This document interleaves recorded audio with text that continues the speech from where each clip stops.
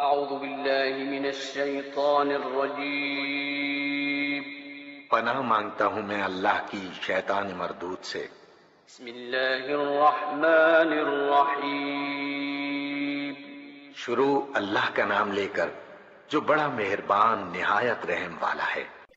وَتَحْسَبُهُمْ أَيْقَاظًا وَهُمْ رُقُودٌ وَنُقَلِّبُهُمْ ذَاتَ الْيَمِينِ وَذَاتَ الشِّمَالِ وَكَلْبُهُمْ بَاسِطٌ ذِرَاعَيْهِ بِالْوَصِيدِ لَوِ اطَّلَعْتَ عَلَيْهِمْ لَوَلَّيْتَ مِنْهُمْ فِرَارًا وَلَمُلِئْتَ مِنْهُمْ رُعْبًا۔ تم انہیں دیکھ کر یہ سمجھتے کہ وہ جاگ رہے ہیں حالانکہ وہ سو رہے تھے۔ ہم انہیں دائیں بائیں کروٹ دلواتے رہتے تھے اور ان کا کتا غار کے کنارے پر ہاتھ پھیلائے بیٹھا تھا۔ اگر تم کہیں جھانک کر انہیں دیکھتے تو الٹے پاؤں بھاگ کھڑے ہوتے اور تم پر ان کے نظارے سے دہشت بیٹھ جاتی۔ کروٹ دلواتے رہتے تھے، یعنی اگر باہر سے کوئی جھانک کر دیکھتا بھی تو ان 7 آدمیوں کے وقتاً فوقتاً کروٹیں لیتے رہنے کی وجہ سے وہ یہی گمان کرتا کہ یہ بس یوں ہی لیٹے ہوئے ہیں، سوئے ہوئے نہیں ہیں۔ ان کے نظارے سے دہشت بیٹھ جاتی۔ یعنی پہاڑوں کے اندر ایک اندھیرے غار میں چند آدمیوں کا اس طرح موجود ہونا اور آگے کتے کا بیٹھا ہونا ایک ایسا دہشتناک منظر پیش کرتا کہ جھانکنے والے ان کو ڈاکو سمجھ کر بھاگ جاتے تھے، اور یہ ایک بڑا سبب تھا جس کی وجہ سے ان لوگوں کے حال پر اتنی مدت تک پردہ پڑا رہا۔ کسی کو یہ جرأت ہی نہ ہوئی کہ اندر جا کر کبھی اصل معاملے سے باخبر ہوتا۔ اصحاب کہف ایک سچا واقعہ ہے۔ مختصر یہ کہ اللہ نے کچھ نوجوانوں کو ایک غار میں 300 سالوں کے لیے سلا دیا تھا اور پھر ان کو دوبارہ زندہ کر دیا تھا تاکہ لوگ اس سچے واقعے سے سبق حاصل کریں۔ اس ویڈیو کے آخر میں پوری تفصیل سے یہ واقعہ بیان ہوا ہے، اور ساتھ ہی ساتھ اللہ تعالیٰ نے یہودیوں کو دکھا دیا کہ آپ صلی اللہ علیہ وسلم اللہ کے سچے نبی ہیں۔ قرآن کے اس واقعے میں ایک سائنسی حقیقت کی طرف بھی توجہ دلائی گئی ہے۔ کیا آپ نے کبھی سوچا کہ آپ کو سوتے وقت کروٹ کیوں لینی پڑتی ہے، یا آپ کا جسم آپ کی مرضی کے بغیر اس کو کیسے انجام دے لیتا ہے؟ آئیں دیکھتے ہیں سائنس اس بارے میں کیا کہتی ہے۔ سائنس میں بلڈ کوٹ یا پریشر سورس نامی بیماری کافی مشہور ہے، اور یہ خاص طور پر ان لوگوں کو ہوتی ہے جو نیند لانے کے لیے دوائی استعمال کرتے ہیں اور لمبے عرصے تک کروٹ نہیں بدلتے۔ بلڈ کوٹ اس جگہ کو بولتے ہیں جہاں خون جم جاتا ہے اور سخت ہو جاتا ہے، جس کے بعد پریشر سورس جیسی بیماری لاحق ہو جاتی ہے، جس میں اس جگہ کی جلد مرنے لگ جاتی ہے اور گل سڑ جاتی ہے۔ اور یہی وجہ ہے کہ کچھ لوگوں کو فالج یا اس جیسی دوسری بیماری میں بھی جسم کے مختلف حصوں کو حرکت دینی پڑتی ہے، یا تو خود یا پھر کسی کی مدد کے ذریعے، کیونکہ جہاں جہاں جسم حرکت نہیں کرتا وہاں خون بھی حرکت کرنا بند کر دیتا ہے اور جم جاتا ہے، جس کے بعد پریشر سورس جسم مرض میں تبدیل ہو جاتا ہے۔ اب واپس آتے ہیں قرآن کے اس بیان پر جس میں ہمیں بتایا گیا ہے کہ اصحاب کہف کو پلٹا جاتا رہا دائیں اور بائیں جانب۔ قرآن کی ہر آیت کسی خاص مقصد اور وجہ کی طرف توجہ دلاتی ہے۔ انشاءاللہ اس مضمون پر بھی میں آپ کے سامنے ایک ویڈیو پیش کروں گا تاکہ لوگ غور و فکر کریں۔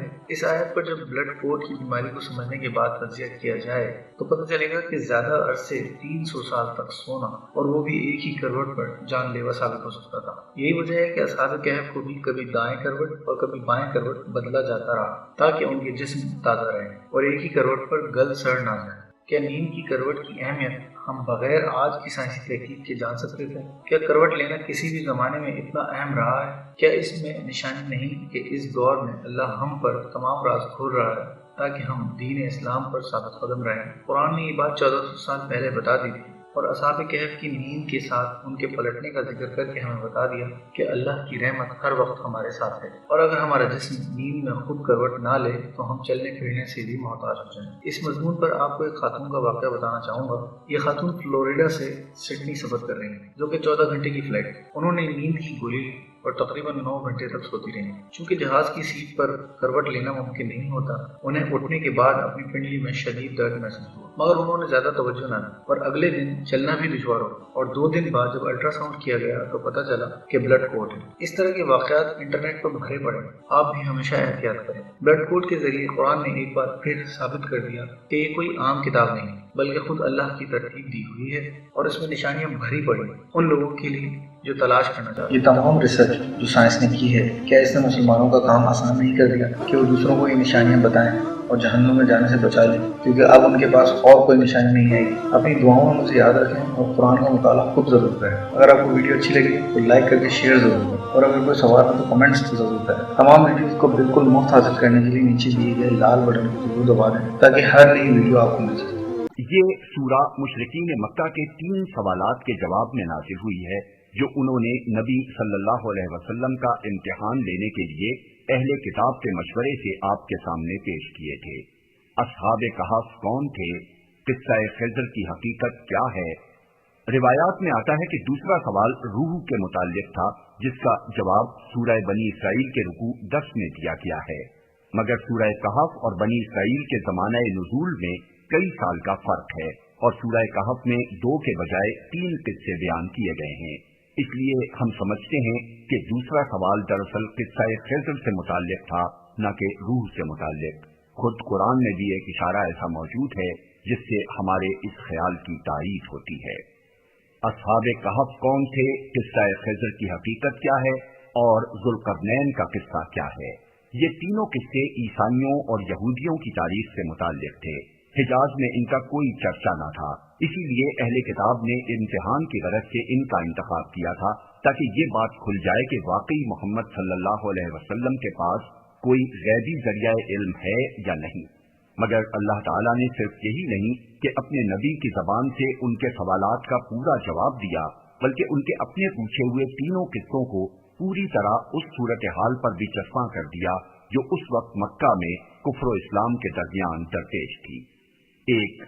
اصحاب کہف کے متعلق بتایا کہ وہ اسی توحید کے قائل تھے جس کی دعوت یہ قرآن پیش کر رہا ہے، اور ان کا حال مکے کے مٹھی بھر مظلوم مسلمانوں کے حال سے اور ان کی قوم کا رویہ کفار قریش کے رویے سے کچھ مختلف نہ تھا۔ پھر اسی قصے سے اہل ایمان کو یہ سبق دیا گیا کہ اگر کفار کا غلبہ بے پناہ ہو اور ایک مومن کو ظالم معاشرے میں سانس لینے تک کی مہلت نہ دی جا رہی ہو، تب بھی اس کو باطل کے آگے سر نہ جھکانا چاہیے، بلکہ اللہ کے بھروسے پر تن بتقدیر نکل جانا چاہیے۔ اسی سلسلے میں ضمناً کفار مکہ کو یہ بھی بتایا گیا کہ اصحاب کہف کا قصہ عقیدہ آخرت کی صحت کا ایک ثبوت ہے۔ جس طرح خدا نے اصحاب کہف کو ایک مدت دراز تک موت کی نیند سلانے کے بعد پھر جلا اٹھایا، اسی طرح اس کی قدرت سے وہ باس بادل موت بھی کچھ بعید نہیں ہے جسے ماننے سے تم انکار کر رہے ہو۔ 2. اصحاب کہف کے قصے سے راستہ نکال کر اس ظلم و ستم اور تحقیر و تذلیل پر گفتگو شروع کر دی گئی جو مکے کے سردار اور کھاتے پیتے لوگ اپنی بستی کی چھوٹی سی نو مسلم جماعت کے ساتھ برت رہے تھے۔ اس سلسلے میں ایک طرف نبی صلی اللہ علیہ وسلم کو ہدایت کی گئی کہ نہ ان ظالموں سے کوئی مصالحت کرو اور نہ اپنے غریب ساتھیوں کے مقابلے میں ان بڑے بڑے لوگوں کو کوئی اہمیت دو۔ دوسری طرف ان رئیسوں کو نصیحت کی گئی کہ اپنے چند روزہ عیش زندگانی پر نہ پھولو، بلکہ ان بھلائیوں کے طالب بنو جو ابدی اور پائیدار ہیں۔ اسی سلسلہ کلام میں قصہ خضر و موسیٰ کچھ اس انداز سے سنایا گیا کہ اس میں کفار کے سوالات کا جواب بھی تھا اور مومنین کے لیے سامان تسلی بھی۔ اس قصے میں دراصل جو سبق دیا گیا ہے وہ یہ ہے کہ اللہ کی مشیت کا کارخانہ جن مصلحتوں پر چل رہا ہے وہ چونکہ تمہاری نظر سے پوشیدہ ہیں، اس لیے تم بات بات پر حیران ہوتے ہو کہ یہ کیوں ہوا اور یہ کیا ہو گیا، یہ تو بڑا غضب ہوا۔ حالانکہ اگر پردہ اٹھا دیا جائے تو تمہیں خود معلوم ہو جائے کہ یہاں جو کچھ ہو رہا ہے ٹھیک ہو رہا ہے، اور بظاہر جس چیز میں برائی نظر آتی ہے آخر کار وہ بھی کسی نتیجہ خیر ہی کے لیے ہوتی ہے۔ 4. اس کے بعد قصہ ذوالقرنین ارشاد ہوتا ہے اور اس میں سائلوں کو یہ سبق دیا جاتا ہے کہ تم تو اپنی اتنی ذرا ذرا سی سرداریوں پر پھول رہے ہو، حالانکہ ذوالقرنین اتنا بڑا فرما روا اور ایسا زبردست فاتح اور اس قدر عظیم الشان ذرائع کا مالک ہو کر بھی اپنی حقیقت کو نہ بھولا تھا اور اپنے خالق کے آگے ہمیشہ سر تسلیم خم رکھتا تھا۔ نیز یہ کہ تم اپنی ذرا ذرا سی حویلیوں اور باغیچیوں کی بہار کو لازوال سمجھ بیٹھے ہو، مگر وہ دنیا کی سب سے زیادہ مستحکم دیوار تحفظ بنا کر بھی یہی سمجھتا تھا کہ اصل بھروسے کے لائق اللہ ہے، نہ کہ یہ دیوار۔ اللہ کی مرضی جب تک ہے یہ دیوار دشمنوں کو روکتی رہے گی، اور جب اس کی مرضی کچھ اور ہوگی تو اس دیوار میں رخنوں اور شگافوں کے سوا کچھ نہ رہے گا۔ اس طرح کفار کے امتحانی سوالات کو انہی پر پوری طرح الٹ دینے کے بعد خاتمہ کلام میں پھر انہی باتوں کو دوہرا دیا گیا ہے جو آغاز کلام میں ارشاد ہوئی ہیں، یعنی یہ کہ توحید اور آخرت سراسر حق ہیں اور تمہاری اپنی بھلائی اسی میں ہے کہ انہیں مانو، ان کے مطابق اپنی اصلاح کرو اور خدا کے حضور اپنے آپ کو جواب دہ سمجھتے ہوئے دنیا میں زندگی بسر کرو۔ ایسا نہ کرو گے تو تمہاری اپنی زندگی خراب ہوگی اور تمہارا سب کچھ کیا کرایا اکارت جائے گا۔ قصہ اصحاب کہف کے متعلق مزید معلومات پیش خدمت ہیں۔ شہر افسس جس میں اصحاب کہف کا واقعہ پیش آیا تقریباً 11ویں صدی قبل مسیح میں تعمیر ہوا تھا اور بعد میں یہ بت پرستی کا بہت بڑا مرکز بن گیا۔ یہاں چاند دیوی کی پوجا ہوتی تھی جسے ڈایانا کے نام سے موسوم کیا جاتا۔ اسی کا عظیم شان مندر عہد قدیم کے عجائبات عالم میں شمار کیا جاتا ہے۔ ایشیائے کوچک کے لوگ اس کی پرستش کرتے تھے اور رومی سلطنت نے بھی اس کو اپنے معبودوں میں شامل کر لیا تھا۔ حضرت عیسیٰ علیہ السلام کے بعد جب مسیحی دعوت رومی سلطنت کے مختلف علاقوں میں پہنچنی شروع ہوئی تو اس شہر کے چند نوجوان بھی شرک سے تائب ہو کر خدائے واحد پر ایمان لے آئے۔ ان کے قصے کی جو تفصیلات مسیحی روایات کو جمع کر کے گریگوری آف ٹورس نے اپنی کتاب میراکیولورم لائبر میں بیان کی ہیں، ان کا خلاصہ یہ ہے۔ یہ 7 نوجوان تھے۔ ان کی تبدیلی مذہب کا حال سن کر قیصر ڈیسیس نے ان کو اپنے سامنے طلب کیا اور ان سے پوچھا کہ تمہارا مذہب کیا ہے۔ انہیں معلوم تھا کہ قیصر پیروان مسیح کے خون کا پیاسا ہے، مگر انہوں نے کسی خوف کے بغیر صاف صاف کہہ دیا کہ ہمارا رب وہ ہے جو زمین اور آسمان کا رب ہے، اس کے سوا ہم کسی اور معبود کو نہیں پکارتے۔ اگر ہم ایسا کریں تو بہت بڑا گناہ کریں گے۔ قیصر نے پہلے تو سخت مشتعل ہو کر کہا اپنی زبان بند کرو ورنہ میں تمہیں ابھی قتل کرا دوں گا۔ پھر کچھ ٹھنڈا ہوا اور بولا تم ابھی بچے ہو، میں تمہیں 3 دن دیتا ہوں، اس مدت میں اگر تم نے اپنا رویہ بدل لیا اور اپنی قوم کے مذہب کی طرف پلٹ آئے تو خیر، ورنہ تمہاری گردن مار دی جائے گی۔ اس مہلت سے فائدہ اٹھا کر یہ 7 نوجوان شہر سے باہر نکلے اور انہوں نے پہاڑوں کی راہ لی تاکہ کسی غار میں جا چھپیں۔ راستے میں ایک کتا ان کے ساتھ لگ گیا۔ انہوں نے بہتری کوشش کی کہ وہ ان کا پیچھا چھوڑ دے مگر وہ کسی طرح ان سے الگ نہ ہوا۔ آخر کار ایک بڑے گہرے غار کو اچھی جائے پناہ دیکھ کر وہ اس میں چھپ گئے اور کتا اس کے دہانے پر بیٹھ گیا۔ تھکے ماندے تھے اس لیے فوراً ہی سو گئے۔ یہ 250 عیسوی کا واقعہ ہے۔ 197 برس بعد 447 عیسوی میں وہ یکایک بیدار ہوئے جب قیصر تھیوڈوسس دوم کا عہد حکومت تھا۔ رومی سلطنت نصیحت اختیار کر چکی تھی اور شہر افسس کے باشندے بھی بت پرستی ترک کر چکے تھے۔ یہ وہ زمانہ تھا جب رومی باشندوں کے درمیان زندگی بعد موت اور حشر و نشر کے معاملے میں سخت اختلاف برپا تھا اور قیصر اس بات پر بہت فکر مند تھا کہ لوگوں کے دلوں سے انکار آخرت کا خیال کیسے نکالا جائے۔ ایک روز اس نے خدا سے دعا کی کہ وہ کوئی ایسی نشانی دکھا دے جس سے لوگ آخرت پر ایمان لے آئیں۔ اتفاق کی بات ہے کہ ٹھیک اسی زمانے میں یہ نوجوان جاگ اٹھے۔ بیدار ہو کر انہوں نے آپس میں پوچھا کتنی دیر ہم سوئے ہوں گے؟ کسی نے کہا دن بھر، کسی نے کہا دن کا کچھ حصہ۔ پھر یہ کہہ کر سب خاموش ہو گئے کہ خدا ہی بہتر جانتا ہے۔ اس کے بعد انہوں نے اپنے ایک ساتھی جین کو چاندی کے چند سکے دے کر کھانا لانے کے لیے شہر بھیجا اور اس سے کہا کہ ذرا احتیاط سے کام لینا، کہیں لوگ تمہیں پہچان نہ جائیں۔ انہیں ڈر تھا کہ اگر لوگوں کو ہمارا پتہ چل گیا تو وہ ہمیں پکڑ لے جائیں گے اور ڈائنا کی پرستش پر مجبور کریں گے۔ مگر جین جب شہر پہنچا تو یہ دیکھ کر حیران رہ گیا کہ دنیا بدلی ہوئی ہے، سب لوگ مسیحی ہو گئے اور ڈائنا کو پوجنے والا کوئی باقی نہیں رہا۔ ایک دکان پر پہنچ کر اس نے کچھ روٹیاں خریدی اور دکاندار کو چاندی کا ایک سکہ دیا جس پر قیصر ڈیسیس کی تصویر تھی۔ دکاندار یہ سکہ دیکھ کر حیران ہو گیا۔ اس نے پوچھا یہ تمہیں کہاں سے ملا؟ جین نے کہا یہ میرا اپنا مال ہے، کہیں سے لایا نہیں ہوں۔ اس پر دونوں میں تکرار ہونے لگی۔ لوگ جمع ہو گئے، حتیٰ کہ کوتوال شہر تک معاملہ پہنچا۔ کوتوال نے کہا مجھے وہ دفینہ بتاؤ جہاں سے تم یہ سکہ لائے ہو۔ جین نے جواب دیا دفینہ کیسا، یہ میرا اپنا مال ہے، میں کسی دفینے کو نہیں جانتا۔